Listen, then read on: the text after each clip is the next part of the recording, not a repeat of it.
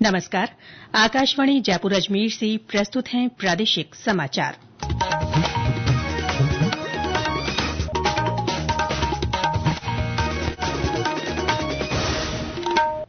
मुख्य समाचार। केंद्रीय मंत्री गजेंद्र सिंह शेखावत ने गर्मी के मौसम को ध्यान में रखते हुए सरहदी जिलों में पानी और बिजली आपूर्ति की समुचित व्यवस्था करने के निर्देश दिए। राज्य में कोचिंग संस्थानों पर नियंत्रण रखने और इनकी जवाबदेही तय करने के लिए लाए गए बिल पर कल विधानसभा में चर्चा होगी। विश्व मौसम विज्ञान दिवस आज मौसम पूर्वानुमान और जलवायु निगरानी सेवाओं के बारे में जागरूक करने के लिए ये दिन मनाया जाता है। और खेल मंत्री मनसुख मांडविया ने fit India Sundays on cycle अभियान की शुरुआत की।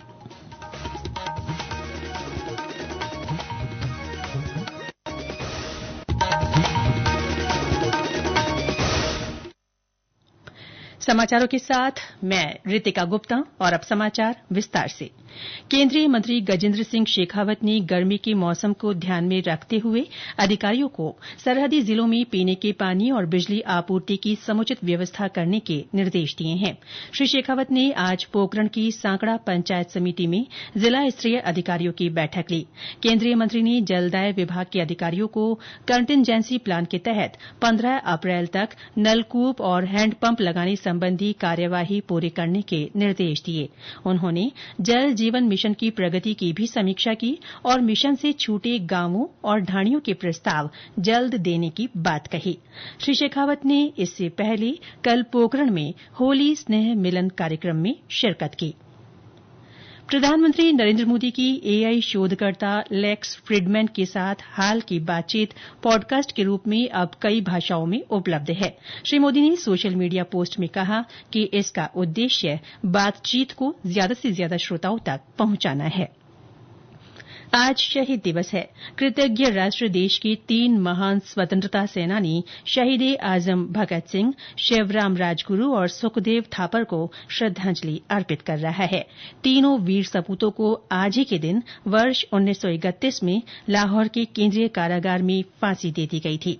इन तीनों क्रांतिकारियों को 17 दिसंबर 1928 को एक ब्रिटिश पुलिस अधिकारी सैंडर्स को गोली मारने के आरोप में मौत की सजा सुनाई गई थी। प्रधानमंत्री नरेंद्र मोदी ने सोशल मीडिया पर एक वीडियो साझा करते हुए इन क्रांतिकारियों के बलिदान को याद किया। आज इतने वर्षों बाद भी अमर शहीद भगत सिंह, राजगुरु और सुखदेव के बलिदान की गाथा देश के बच्चे बच्चे की जुबान पर। शहीद दिवस पर मैं देश के लिए अपना सर्वस्व न्योछावर करने वाले सभी वीर वीरांगनाओं को कृतज्ञ राष्ट्र की तरफ से भावांजलि अर्पित करता हूं। मुख्यमंत्री भजनलाल शर्मा ने तीनों अमर शहीदों को नमन करते हुए सभी युवाओं से उनके जीवन से प्रेरणा लेने का आह्वान किया है।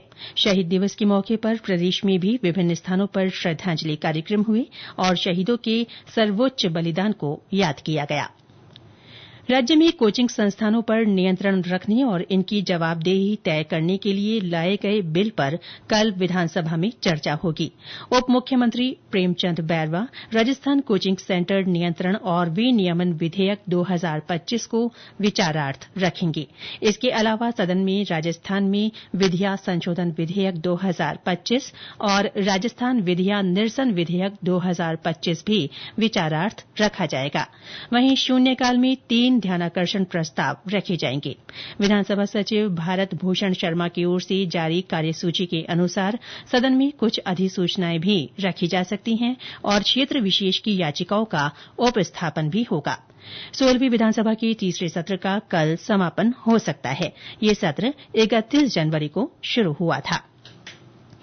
पशुपालन मंत्री जोराराम कुमावत ने जैसलमेर जिले में कर्रा रोग के प्रसार को देखते हुए अधिकारियों की बैठक ली।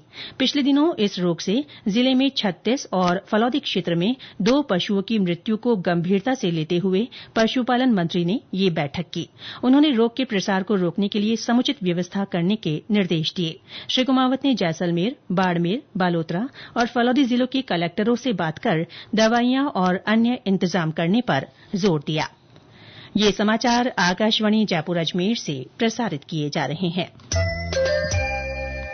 प्रादेशिक समाचार बुलेटिन आप हमारे एक्स हैंडल @AIRnews_जयपुर, YouTube channel Rajasthan AIR news और फेसबुक AIR न्यूज राजस्थान पर भी सुन सकते हैं। साथ ही आप हमारी वेबसाइट newsonair.gov.in पर भी समाचार सुन सकते हैं और संबंधित फोटो तथा वीडियो देख सकते हैं। आज विश्व मौसम विज्ञान दिवस है। विश्व मौसम विज्ञान संगठन के स्थापना दिवस के उपलक्ष्य में हर साल ये दिन 23 मार्च को मनाया जाता है। लोगों को मौसम विज्ञान और सेवाओं के महत्व के बारे में जागरूक करने के उद्देश्य से ये दिन मनाया जाता है। इन सेवाओं में मौसम पूर्वानुमान यानी तापघात, सूखे, बाढ़ और कोहरे की स्थिति पर भविष्यवाणी करने और जलवायु निगरानी शामिल है। Closing the early warning gap together theme पर इस वर्ष मौसम विज्ञान दिवस मनाया जा रहा है। मौसम केंद्र जयपुर के निदेशक राधेश्याम शर्मा ने बताया कि इस मौके पर कल प्रदर्शनी का आयोजन किया जाएगा। मौसम विज्ञान केंद्र जयपुर में दिनांक 24 मार्च को एक तकनीकी प्रदर्शनी का आयोजन किया जाएगा। इस दौरान Doppler weather radar, automatic weather station, surface observatory, upper air observation के लिए RSRW आदि इंस्ट्रूमेंट्स का प्रदर्शनी की जाएगी। इस दौरान विभिन्न स्कूल कॉलेजों के विद्यार्थियों, शिक्षकों व रिसर्चर के लिए हमारा कार्यालय खुला रहेगा और कार्यालय समय के दौरान विद्यार्थी विभिन्न इंस्ट्रूमेंट्स और मौसम विज्ञान के बारे में जानकारी ले सकते हैं। राज्य में मौसम में उतार चढ़ाव जारी है। उत्तरी हवाओं के असर से कई स्थानों पर रात के तापमान में 2 से 3 डिग्री सेल्सियस की गिरावट दर्ज की गई। वहीं 25 मार्च से तापमान में 1 से 3 डिग्री सेल्सियस तक की बढ़ोतरी होने की संभावना है। बीते 24 घंटों में प्रदेश में मौसम शुष्क रहा और ज्यादातर स्थानों पर तेज धूप का असर रहा। बाड़मेर में अधिकतम तापमान 39.5 डिग्री सेल्सियस दर्ज किया गया। जैसलमेर में 38.5 और जोधपुर में 37 डिग्री सेल्सियस अधिकतम तापमान रिकॉर्ड हुआ। वहीं कोटा, चित्तौड़गढ़, डूंगरपुर और सिरोही में भी पारा 36 डिग्री सेल्सियस के पार रहा। जयपुर, सीकर और दौसा में सुबह शाम हल्की ठंड बनी रही। गर्मी की आवक के साथ ही प्रदेश भर में परिंडे बांधने का सिलसिला जारी है। इसी कड़ी में आज पाली जिले के बिसलपुर में परिंडे लगाए गए। विश्व क्षय रोग दिवस कल है। हर साल 24 मार्च को ये दिन मनाया जाता है।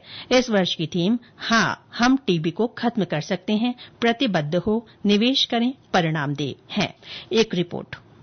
क्षय रोग को समाप्त करने के लिए देश में 100 दिवसीय टीबी उन्मूलन अभियान चलाया जा रहा है। ये अभियान 33 राज्यों और केंद्र शासित प्रदेशों के 347 जिलों में तपेदिक रोग को खत्म करने और टीबी मुक्त राष्ट्र बनाने के लिए महत्वपूर्ण है। अभियान का उद्देश्य विशेष रूप से असुरक्षित आबादी के लिए टीबी के मामलों का पता लगाना, निदान में होने वाली देरी को कम करने और उपचार को बेहतर बनाते हुए टीबी के खिलाफ लड़ाई को तेज करना है। देश में टीबी मामलों की दर में 17.7% की गिरावट आई है। 2015 में छूटे हुए मामलों की संख्या 15 लाख थी, जो 2023 में घटकर 2.5 लाख रह गई है। तेज और सटीक निदान, बेहतर उपचार व्यवस्था और रोकथाम रणनीतियों के साथ टीबी उन्मूलन के लिए नवाचार महत्वपूर्ण है। समाचार कक्ष से सालेहा गाजी।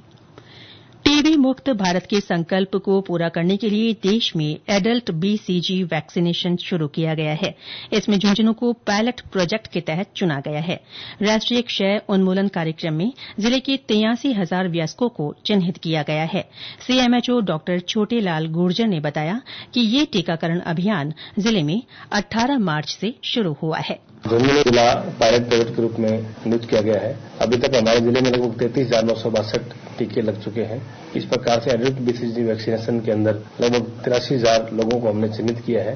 सभी 83,000 लोगों को TB1 पे एंट्री हम लोग कर चुके हैं और आने वाले समय में सभी को ये टीके लगाए जाएंगे। 18 वर्ष से ज्यादा उम्र के जो भी व्यक्ति इसमें और भी अगर आने के इच्छुक हैं, वो भी हमसे संपर्क करें ताकि उन लोगों को टीका लगाया जा सके। जिले में टीका उप स्वास्थ्य केंद्र से लेकर के PSC, CSC, उप जिला अस्पताल और डिस्ट्रिक्ट हॉस्पिटल तक सभी चिकित्सा संस्थानों पर लगाया जा रहा है। ये टीकाकरण अभियान अभी हमने 83,000 लोगों को चिन्हित किया है, उनको सबको टीका लगाया जाएगा। उसके उपरांत अगर और भी लोग इसमें इच्छुक हैं, उनको भी टीका लगाया जाएगा।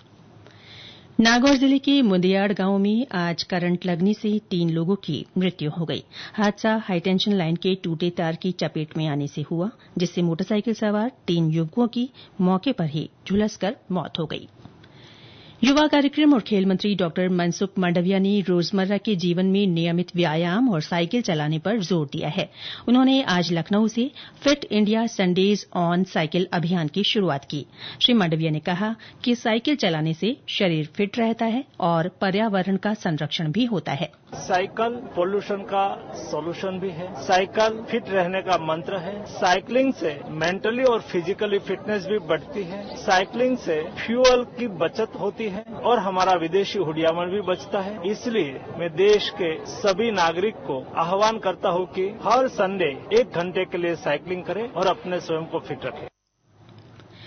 राजस्थान लोक सेवा आयोग की ओर से आज राजस्व अधिकारी RO ग्रेड 2 और अधिशासी अधिकारी ग्रेड 4 भर्ती परीक्षा 2022 ली गई।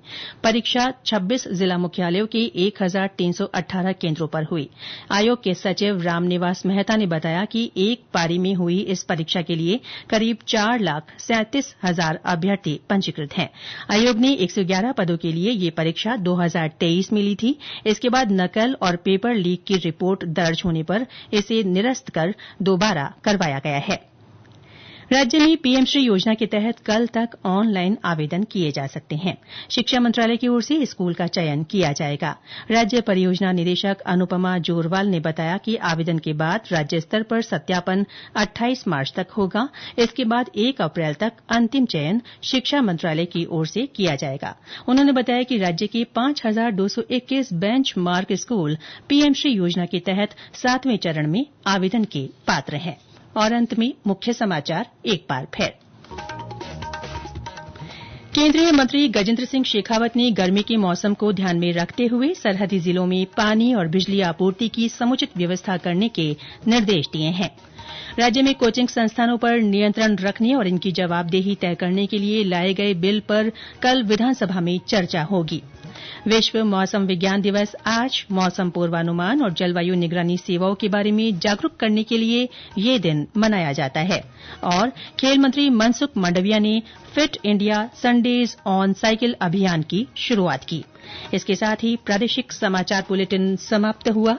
नमस्कार।